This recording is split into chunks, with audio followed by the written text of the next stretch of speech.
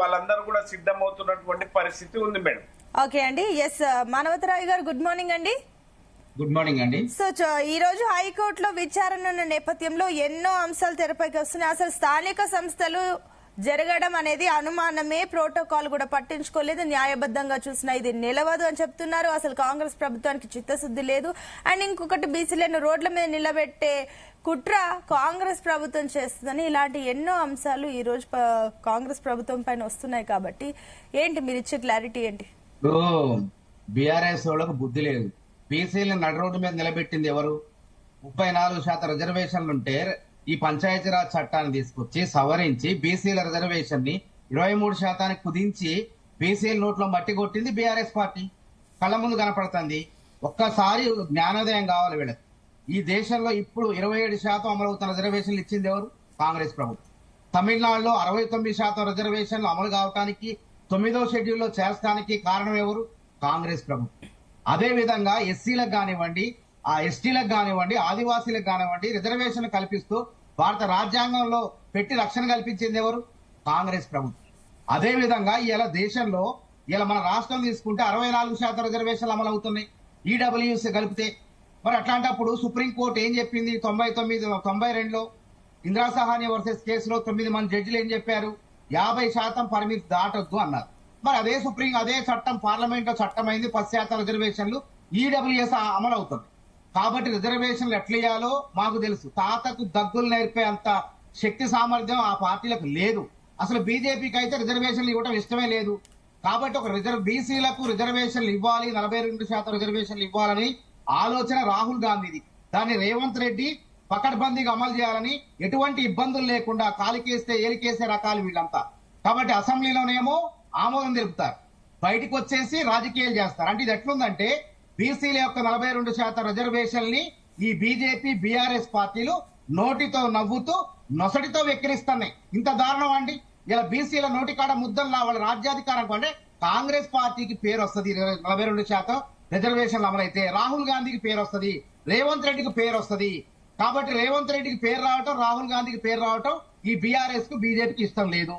కాబట్టి ఏం చేయాలా? ఏదో రకంగా అడ్డుకోలేరు. కాబట్టి ఇక్కడేమో ఒప్పుకున్నారు, బయటకు వచ్చేసి అడ్డుపులో లేస్తున్నారు. కాబట్టి మేమేమంటున్నాం, మాకు కూడా రాజ్యాంగం తెలుసు, గతంలో రిజర్వేషన్లన్నీ మేము ఇచ్చినవే. కాబట్టి ఈ రిజర్వేషన్లు కూడా మేమే ఇచ్చి తీరుతాం.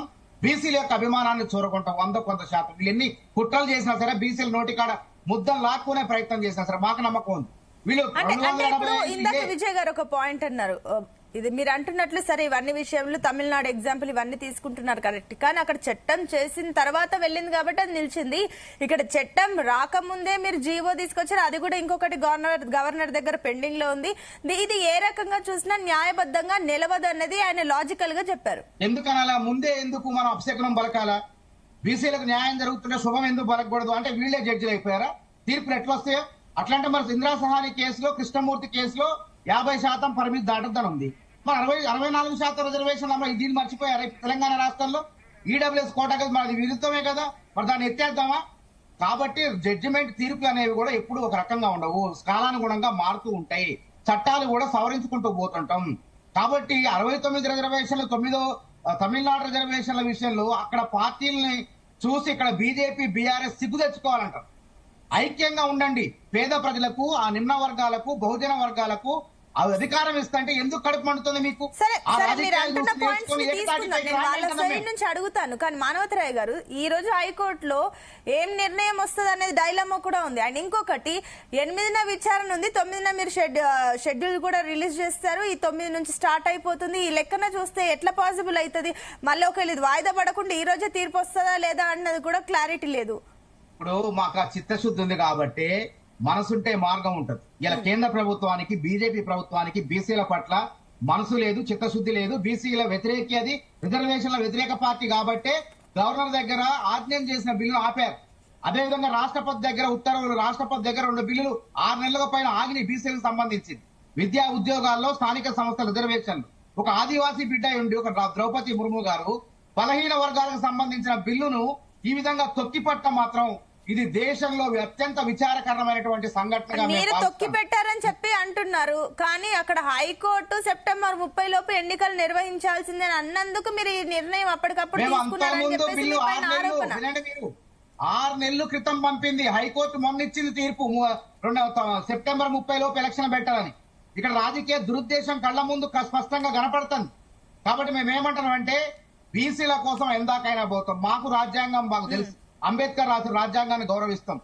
స్థానిక అందుకే గవర్నర్ ఆమోదించకుండా రాష్ట్రపతి తొక్కిపెట్టిన బిల్లు అక్కడ నిలుపుదల చేసిన భారత రాజ్యాంగంలో 243D 243T ఏ స్థానిక సంస్థల ఎన్నికల్లో పంచాయతీ రాజులో మున్సిపాలిటీలో రిజర్వేషన్లు కల్పించి పెంచుకునే హక్కు రాష్ట్ర ప్రభుత్వాలకు ఉన్నది. ఉదాహరణకు నేను చెప్తాను వినండి. ఎస్టీ రిజర్వేషన్లో 6 నుంచి 10% కేసీఆర్ ప్రభుత్వం పెంచింది. దాన్ని గవర్నర్ దగ్గర పంపారు, రాష్ట్రపతి దగ్గర ఇప్పటికి కూడా నిలుపుదల ఉన్నది.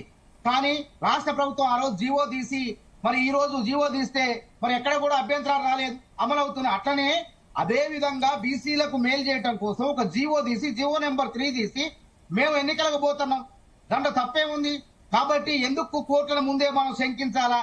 శుభం పలకాల, బీసీలకు మేలు జరుగుతుందంటే శుభం పలకాల. ఎంతవరకు న్యాయం చెప్పండి ఒకసారి ఆలోచన. మీ పాయింట్ పైన సబ్మిషన్ ఉందంటే విజయ్ గారికి. విజయ్ గారు, అంతకంటే ముందుగా బీజేపీ నుంచి అల్జాపూర్ శ్రీనివాస్ గారు కూడా జాయిన్ అయ్యారు. శ్రీనివాస్ గారు గుడ్ మార్నింగ్ అండి. Very good morning. వస్తానండి మీ దగ్గరికి. విజయ్ గారు, మీ సబ్మిషన్ ఏంటి? ఏం లేదండి, ఇప్పుడు కాంగ్రెస్ పార్టీ బీజేపీని అంటుంది చిత్తశుద్ధి లేదు, ఆడ ఆపేసిండ్రు అనేది ఒకటి అంటున్నప్పుడు కాంగ్రెస్ పార్టీ ఏం చేయాలి? మొన్న 24వ తారీఖు పాట్నాలో సిడబ్ల్యూసి సమావేశం జరిగింది. 130 సంవత్సరాల చరిత్ర సిడబ్ల్యూసి అంటే అదొక రామబాణం. అలా తీర్మానం చేసిందంటే ఒక ఖచ్చితత్వం ఉంటది అనేది ఒక నానుడి, ఒక నమ్మకం ఉన్న సిడబ్ల్యూసికి సంబంధించినటువంటి అంశం వరకు. వీళ్ళు ఏంది సిడబ్ల్యూసీని కూడా ఎంత అబద్ధాలు చేసిరు. సిడబ్ల్యూసీ అంటే కూడా ఉత్తుత్త సిడబ్ల్యూసీ లాగా చేసిరు. అంటే 24వ తారీఖు జరిగినటువంటి దాంట్లో భారతదేశంలో ఇక్కడ 42% బీసీలకు రిజర్వేషన్ అమలు చేస్తున్న తొలి రాష్ట్రం అమలు చేసేశాము అని చెప్పడం, అమలు చేశామని తీర్మానం చేశారు 42%. అలా తీర్మానం 2వ పేర లాస్ట్ లైన్ లో ఉన్నది, ఏఐసిసి వెబ్సైట్ లో కూడా ఉన్నది, చూసుకోవాల్సినటువంటి అంశం. మరి ఏం తీర్మానం చేయాలి? ఇప్పుడు చెప్పినటువంటి మానవతరాయ్ గారు అన్నారు బీజేపీ చేస్తారు, రాహుల్ గాంధీ గారు బీజేపీ చేయట్లేదని ఒక తీర్మానం చేయొచ్చు కదా. సెంట్రల్ లో బీజేపీ చేస్తలేడు, మోడీ చేస్తలేడని. ఈ రకమైన ఇది మోసమే కదా. అసలు ఇక్కడ 24వ తారీఖు తీర్మానం చేస్తే ఈడ ఉత్తుత్తి జీవో వచ్చింది కూడా ఎప్పుడు 28కి వచ్చింది. జీవో రాకముందే ఇంప్లిమెంటేషన్ చేసేసినామని చెప్పడం, జీవో కూడా ఇంప్లిమెంటేషన్ కాదు. ఇది ఈ రకమైన బీజేపీని విమర్శించడానికి కూడా కాంగ్రెస్ పార్టీ ఈ అంశం మీద తీర్మానం చేయడానికి వినండి. ఇప్పుడు వారికి విజయ్ కుమార్ గారు బీఆర్ఎస్ నాయకుడు, ఆయన విశ్లేషకుడు కాదు. వాస్తవం ఎవరండి బీఆర్ఎస్ నాయకుడు? మీరు కాంగ్రెస్ నాయకుడు, బీజేపీ వేసుకోండి, బీజేపీ వేసుకొని మాట్లాడండి తప్ప మీరు ఏదో వ్యక్తిగతంగా కాదా? ఇప్పుడు నేను చెప్పింది కాదండి.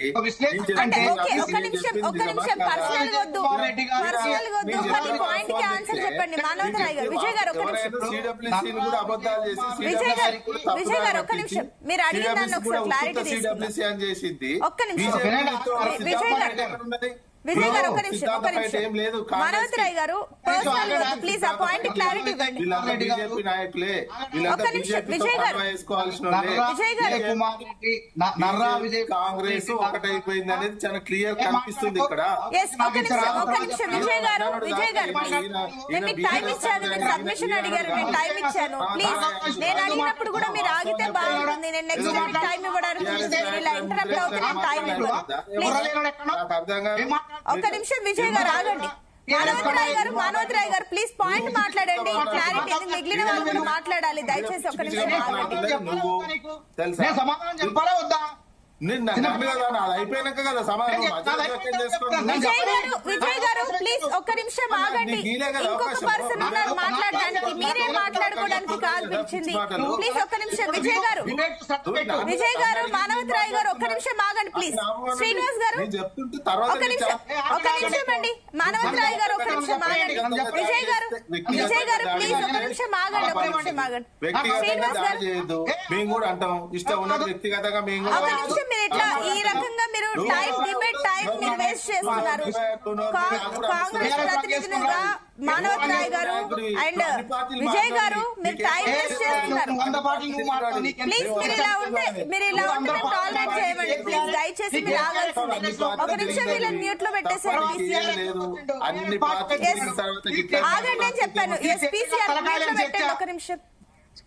శ్రీనివాస్ గారు గుడ్ మార్నింగ్ అండి. దయచేసి ప్లీజ్ మిగిలిన వారు మాట్లాడినప్పుడు ఆగాలి. మానవత్ రాయ్ గారు నేను మీకు టైం ఇస్తానని చెప్పాను, మీరు ఆగండి. నేను ఇందాకే కూడా చెప్పాను, మీకు 2 సార్లు నేను టైం ఇచ్చాను. ఒక్క నిమిషం ఆగండి. మానవత్ రాయ్ గారు దయచేసి ఆగండి, నేను వస్తాను. శ్రీనివాస్ గారు మాట్లాడిన తర్వాత నేను వస్తాను. ఒక్క నిమిషం సార్,